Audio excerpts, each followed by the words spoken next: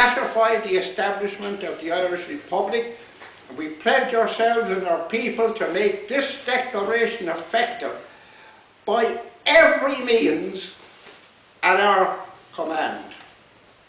We ordain that the elected representatives of the Irish people alone have power to make laws binding on the people of Ireland, and that the Irish Parliament is the only Parliament to which that people will give its allegiance.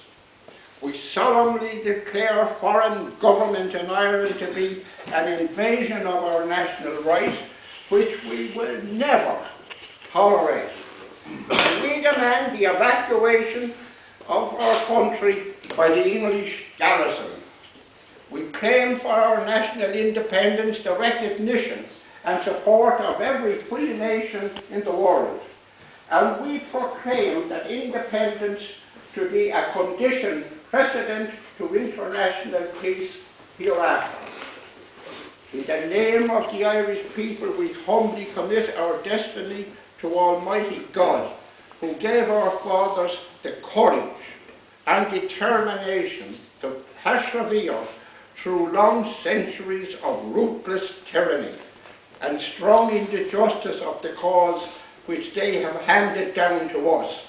We ask His divine blessing on this, the last stage of the struggle we have pledged ourselves to carry through to freedom.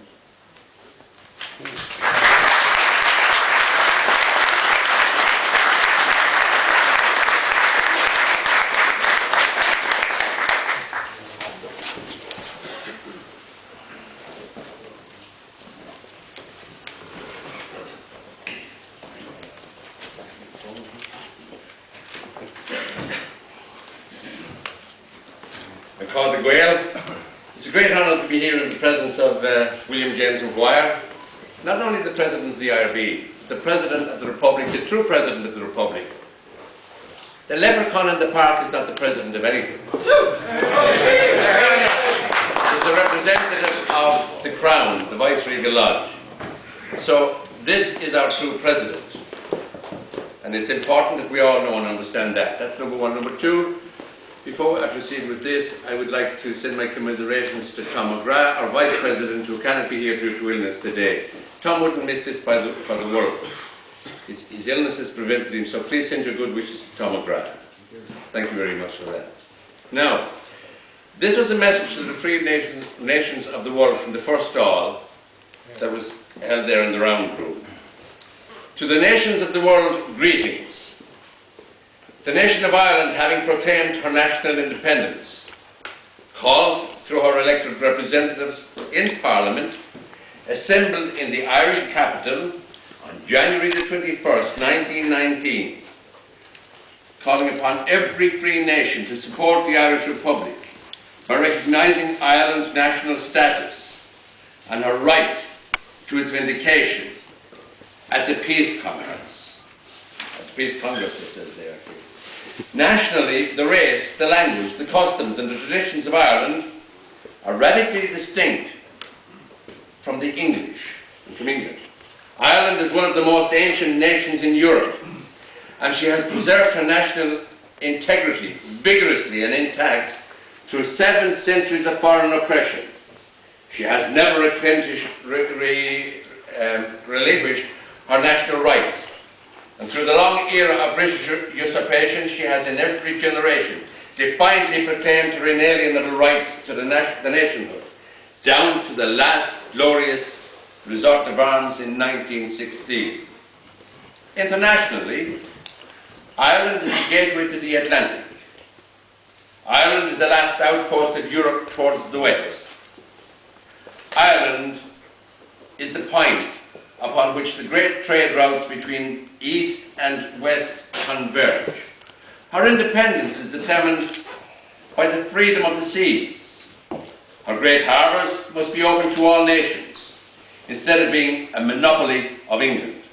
Today those harbours are empty and idle solely because English policy is determined to retain Ireland as a barren bulwark of English aggrandisement. And the unique geographical position of this island, far from being a benefit and safeguard to Europe and America, is subject to the purposes of England's policy of world domination. Ireland today reasserts her historic nationhood, most confidently before the new world emerging from the war, because she believes in freedom and justice as the fundamental principles of international law, because she believes in the frank cooperation between the people for equal rights against the vested privileges of the tyranny, of the ancient tyranny, because the permanent peace in Europe can only be secured by perpetuating military domination for the profit. There's something wrong with that. Because for the profit of the empire, but only by establishing the control of government in every land upon the basis of free will of a free people, and the existing state of war between Ireland and England can never be ended until Ireland is definitely evacuated by the armed forces of England.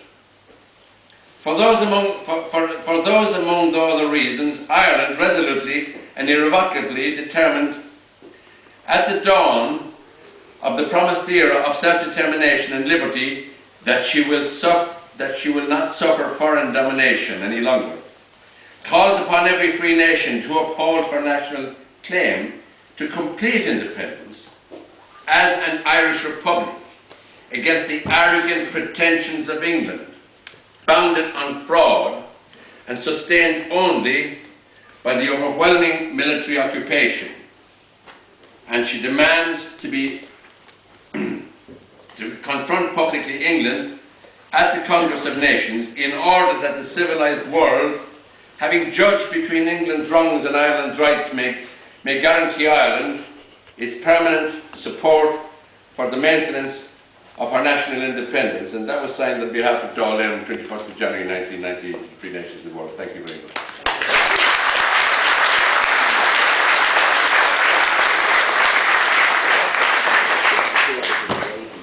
I'm going to turn this over and see, but that's very important what Thomas just said.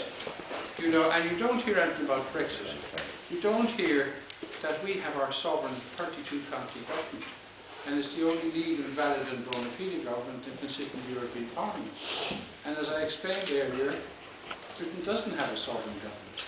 And why is that not being addressed today? Why aren't politicians coming out and saying that only that sovereign government, 21st of January?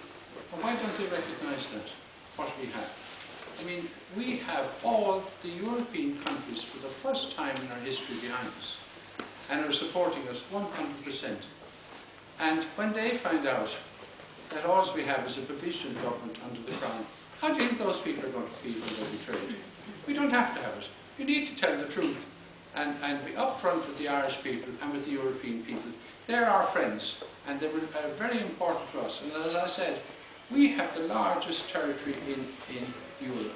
We go to the United States of America and Canada are our neighbours. And all that territory, we do not want the European Union. They cannot give any part of our sovereignty that was imposed on the 6th of December 1921 by the British government and King George V as a British apartheid system for the 26 and 6 counties of Ireland as an Orange Free State and a provisional government. How can they give that? How can they give that away? They can't. It'll destroy Europe. And they should be told it, and everybody should stand up and say, that's for your children and your grandchildren. And that's what we're doing here today, is keeping that dream alive.